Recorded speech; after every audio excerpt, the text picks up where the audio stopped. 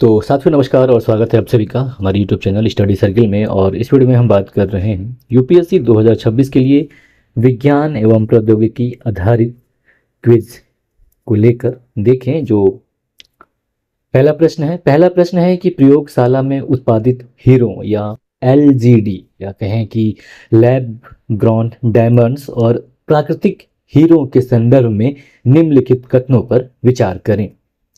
पहला कथन है कि एलजीडी या प्रयोगशाला में उत्पादित हीरे भौतिक और प्रकाशीय रूप से प्राकृतिक हीरो के समान होते हैं।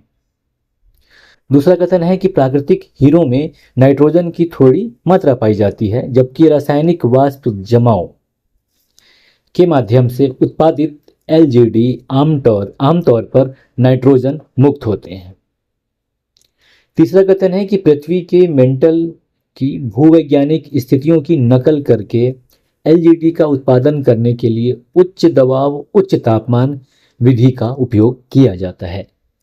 बताना है कि इनमें से कौन कौन से कथन सही हैं। केवल पहला और दूसरा, केवल दूसरा और तीसरा, केवल पहला और दूसरा या पहला दूसरा और तीसरा।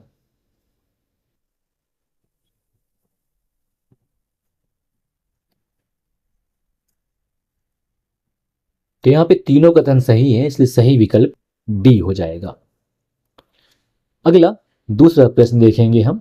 दूसरा प्रश्न है कि निम्नलिखित कथनों पर विचार करें। कथन एक है कि परमाणु तापी प्रणोदन या NTP nuclear thermal propulsion engine पारंपरिक रासायनिक रॉकेटों की तुलना में उच्च ईंधन क्षमता या विशिष्ट आवेग प्रदान करते हैं। कथन दो है कि एनटीपी या न्यूक्लियर थर्मल प्रोपल्सन प्रणालियां हाइड्रोजन जैसे तरल प्रणोदक को गर्म करने के लिए एक परमाणु रिएक्टर का उपयोग करती हैं, जिससे यह एक गैस में परिवर्तित हो जाता है जो नोजल के माध्यम से फैलकर थ्रस्ट उत्पन्न करता है।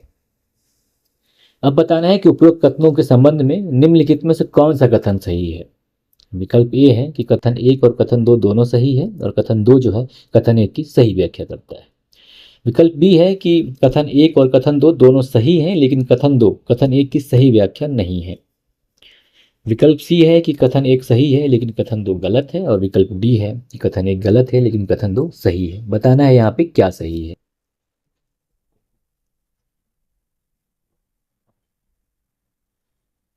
यहाँ पे सही विकल्प ए हो जाएगा कि कथन एक और कथन दो जो है ये दोनों सत्य हैं और कथन दो है यह कथन एक की सही व्याख्या करता है। यानी कि जो ये परमाणु तापी प्रणोदन है या एनटीपी है, न्यूक्लियर थर्मल प्रोपल्सन, जो इंजन है ये पारंपरिक रासायनिक रॉकेटों की तुलना में उच्च ईंधन क्षमता प्रदान करते हैं। ठीक है। अगला तीसरा प्रश्न है। तीसरा प्रश्न है कि डिजिटल ट्विन्स के संदर्भ में निम्नलिखित कथनों पर विचार करें। पहला कथन है कि यह किसी वस्तु या प्रणाली का एक आभासी प्रतिनिधित्व है जो उसके पूरे जीवन चक्र को दर्शाता है। इसमें कथन है कि यह भौतिक संपत्ति पर लगे सेंसर से प्राप्त वास्तविक समय के डेटा का उपयोग करके व्यवहार का अनुकरण करता है और संचालन की निगरानी करता है। तीसरा कथन है कि एक मानक CAD यानी कि कंप्यूटर एडेड डिजाइन मॉडल के विपरीत एक डिजिटल ट्विन में भौतिक और आभासी संस्थाओं के बीच दो तरफा डेटा प्रवाह होना आवश्यक है। बताना है कि इनमें से कितने सही हैं।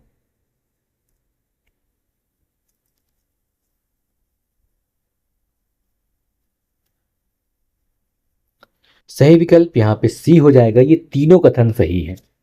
ठीक है। अगला चौथा प्रश्न देखेंगे हम। चौथा प्रश्न है कि बायो कंप्यूटर और ऑर्गेनॉइड इंटेलिजेंस या OI के संबंध में निम्नलिखित कथनों पर विचार करें। पहला कथन है कि ऑर्गेनॉइड इंटेलिजेंस में प्रयोगशाला में विकसित किए गए मस्तिष्क ऑर्गेनॉइड्स का उपयोग सेंसर और आउटपुट उपकरणों के साथ किया जाता है।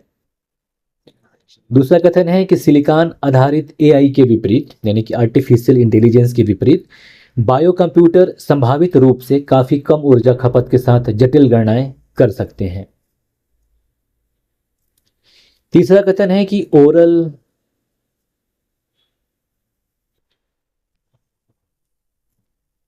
इंजरी या OI के क्षेत्र में वर्तमान शोध में मानव मस्तिष्क कोशिकाओं का उपयोग किया जाता है, जिससे प्रयोगशाला में विकसित ऊतकों में चेतना की संभावना के संबंध में नैतिक चिंताएं उत्पन्न होती हैं। बताना है इनमें से कितने कथन सही हैं।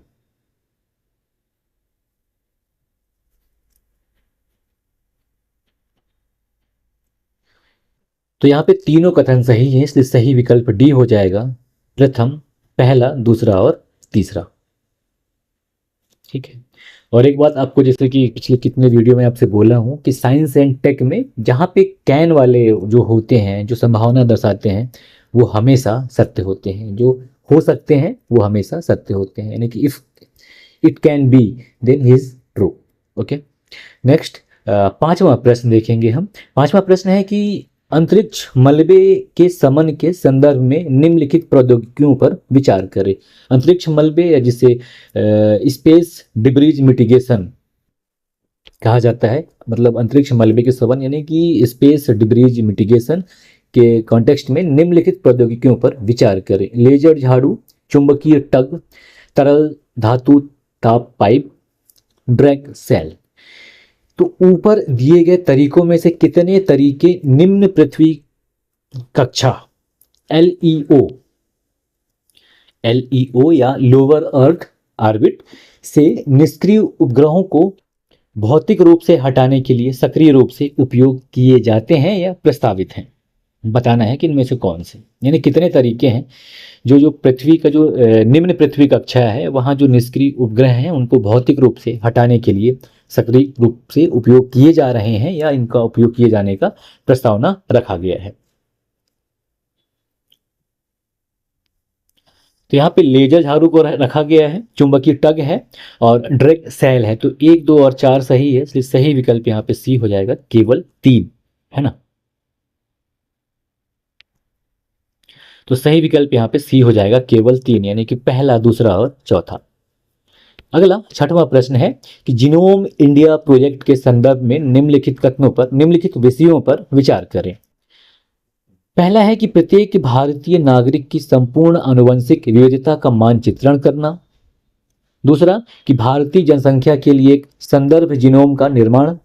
तीसरा, दुर्लभ बीमारियों के लिए आनुवंशिक मार्करों की पहचान। चौथा, जीवन शैली से जुड़े बीमारियों के लिए व्यक्तिगत चिकित्सा पद्धति का विकास। बताना है कि ऊपर दिए गए विकल्पों में से कितने जीनोम इंडिया प्रोजेक्ट के उद्देश्य हैं।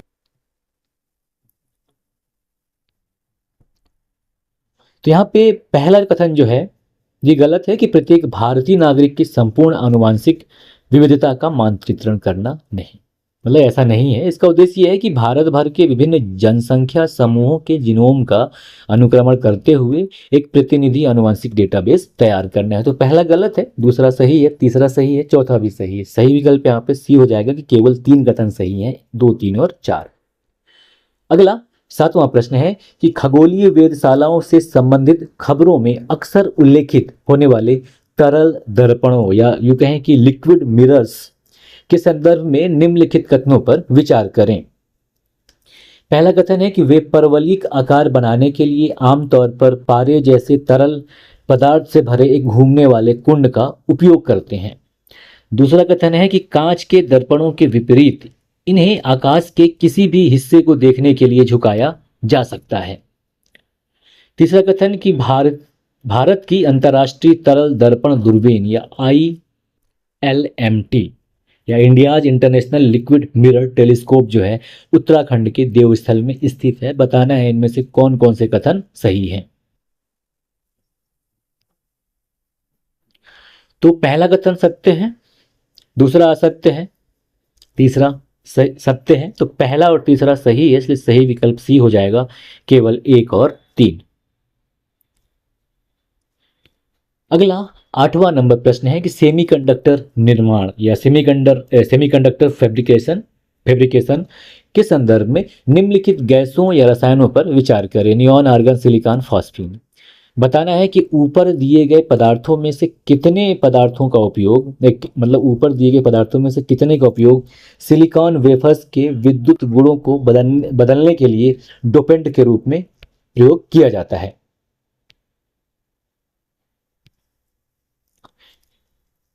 ना।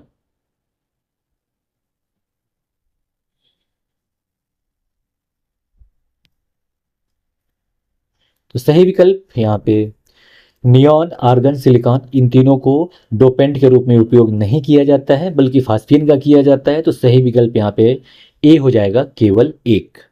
अगला 9वां प्रश्न है अपना कि वैश्विक स्वास्थ्य एवं सुरक्षा रिपोर्टों में जिन पर लगातार चर्चा हो रही है उन उसमें शामिल हैं जाइलाजीन, फेंटानिल और नाइटेंजीन। इनकी सामान्य विशेषता क्या है? विकल्प ए है कि ये क्वांटम कंप्यूटरों के लिए उन्नत शीतलन कारक हैं। दूसरा कथन, ये सिंथेटिक ओपियोइड या योजक हैं जो वैश्विक मादक पदार्थ संकट में शामिल हैं। और विकल्प सी है कि आर्कटिक में हाल ही में खोजे गए कार्बन अवशोषित करने वाले खनिज हैं। और विकल्प डी है कि ये मानव अंगों की 3D प्रिंटिंग में प्रयुक्त रसायन है।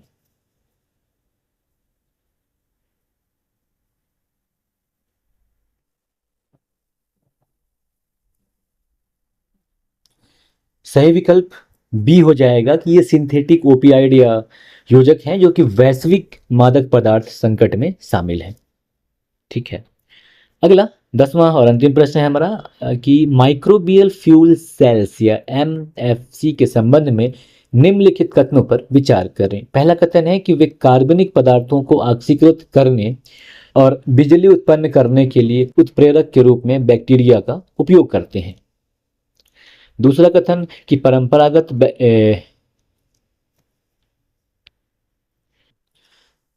दूसरा कथन है कि परंपरागत बैटरियों के विपरीत MFC या माइक्रोबियल फ्यूल सेल्स कमरे के तापमान पर प्रभावी ढंग से काम कर सकते हैं और इसके लिए कीमती धातु उत्प्रेरक की आवश्यकता नहीं होती है। विकल्प सी है कि वर्तमान में इनका उपयोग गहरे समुद्र में चलने वाली मानव युक्त पनडुब्बियों के लिए प्रणोदन के प्राथमिक स्रोत के रूप में किया जा रहा है। बताना है कि इनमें से कौन से कथन सही हैं।